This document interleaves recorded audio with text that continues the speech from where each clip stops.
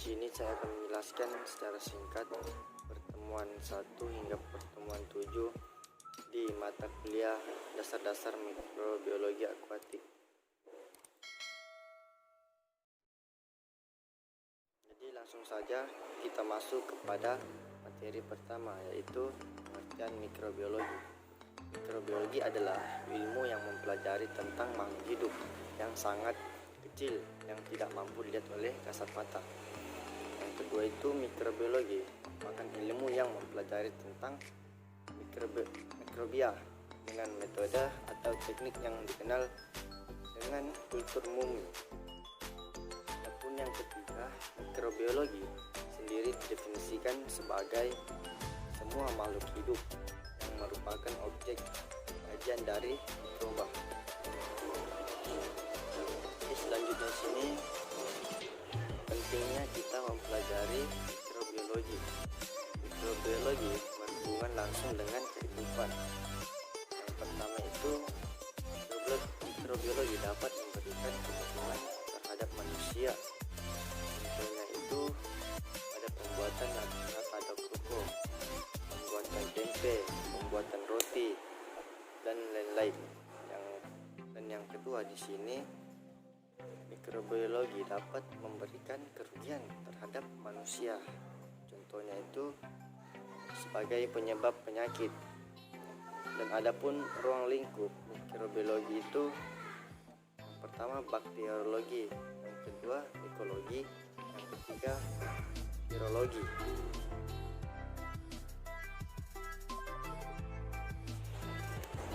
Baiklah, pada pertemuan kedua itu kita membahas tentang sejarah mikrobiologi. Itu periode awal itu di situ kita membahas tentang penemuan mikroskop. Penemuan mikroskop itu Thierry Stensens dan Henry van Leeuwenhoek menemukan dunia baru melalui mikroskop. Yang kedua di sini teori tentang awal mula kehidupan yang disebut dengan teori ablogensis. Yang kedua teori ablogensis. Yang ketiga di sini teori tentang kuman dan penyakit.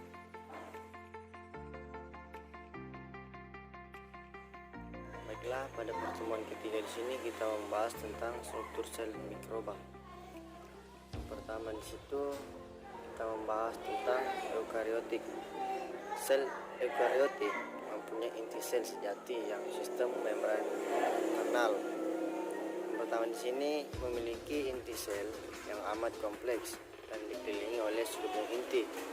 Yang kedua, sel eukariotik ini membutuhkan organel inti sel yang lebih bervariasi untuk melangsungkan metabolisme. Adapun pada prokariotik di sini sel prokariotik terdapat pada mikroorganisme sel tunggal. Contohnya itu bakteri dan juga sianobakteri. Di sini ciri-ciri sel prokariotik tidak memiliki inti sel. Dan ketiga di sini bahan genetik atau DNA tidak berstruktur dalam bentuk nukleus. Keempat di sini pembagian nukleus dengan cara belahan diri. Yang selanjutnya di sini struktur sel bakteri itu yang pertama tidak ada organel, yaitu kosong tunggal dalam sitoplasma.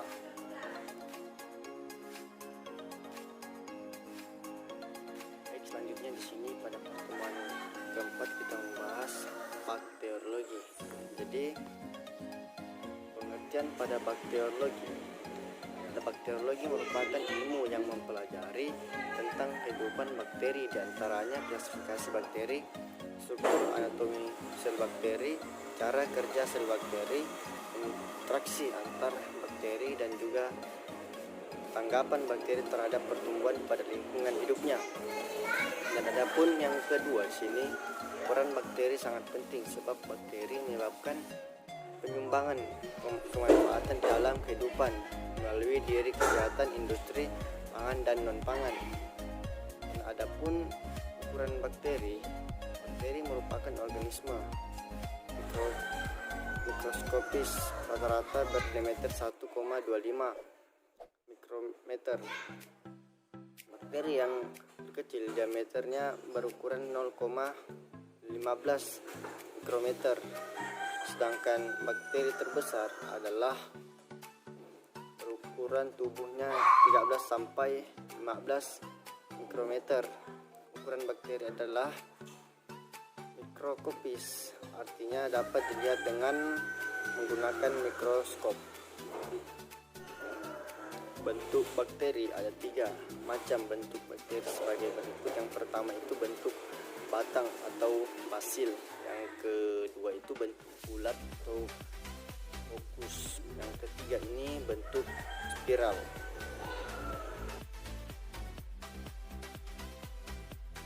Pada pertemuan kelima ini kita membahas tentang klasifikasi bakteri. Klasifikasi pertama kita membahas tentang mikroba. Apa itu klasifikasi? Klasifikasi adalah praktik taksonomi, yaitu proses penautan organisme ke dalam suatu kelompok.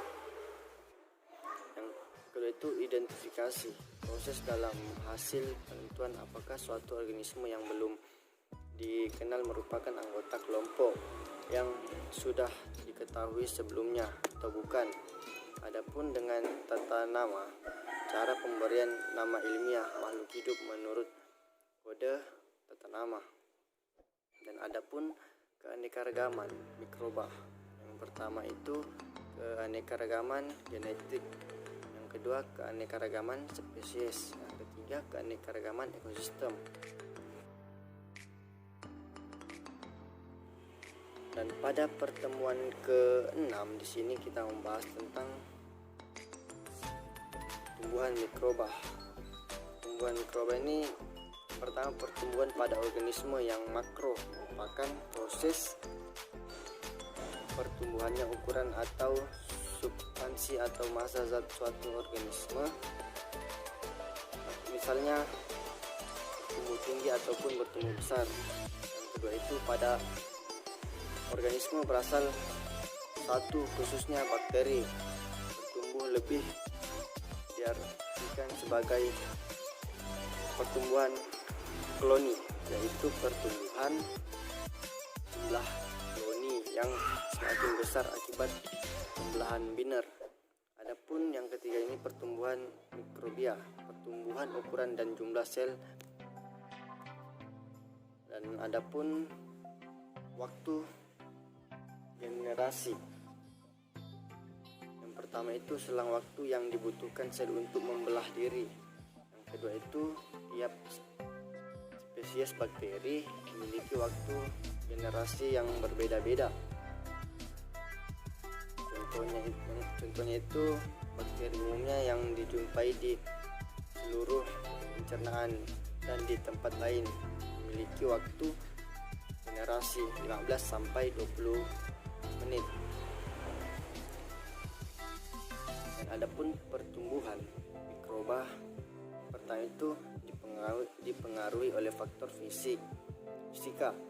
Yang pertama itu temperatur, yang kedua pH, yang ketiga tekanan osmotik, yang keempat itu oksigen. Adapun yang di pertumbuhan mikroba yang dipengaruhi oleh faktor kimia, yaitu karbon, kedua nitrogen, yang ketiga sulfur, yang keempat fosfor. Adapun temperaturnya, suhu dapat mempengaruhi mikroba dalam dua cara yang berlawanan. Pertama itu apabila suhu naik, maka kecepatan metabolisme naik dan pertumbuhannya dipercepat. Sebaiknya apabila suhu turun, maka kecepatan metabolisme akan menurun dan pertumbuhan diperlambat. Adapun yang kedua, apabila suhu naik atau turun secara drastis, tingkat pertumbuhan akan berhenti. Dan yang ketiga, komponen sel menjadi tidak aktif. Yang rusak sehingga sel-sel menjadi mati. Baik, pada pertemuan ke-7 kita membahas tentang mitologi. Mitologi berasal dari bahasa Yunani, magos yang berarti cendawan ataupun jamur, dan logos yang berarti ilmu. Jadi mitologi merupakan ilmu yang mempelajari tentang cendawan ataupun jamur. Dalam bahasa Inggris, jamur disebut dengan fungi ataupun fungus. Ciri-ciri fungi yang pertama ini merupakan sel eukariotik, yang kedua berkembang baik dengan spora secara aksual maupun seksual, ketiga tidak berklorofil, yang keempat dinding sel terdiri dari kitin dan selulosa, kelima di sini bersifat sebagai sporifid. Dan adapun peran fungi, yang pertama itu bermanfaat atau menguntungkan, yang kedua itu ataupun yang merugikan. Yang bermanfaat diantaranya adalah fermentasi alkohol, pembuatan tempe, menghasilkan antibiotik, ataupun jamur yang bisa dimakan, edible mushroom.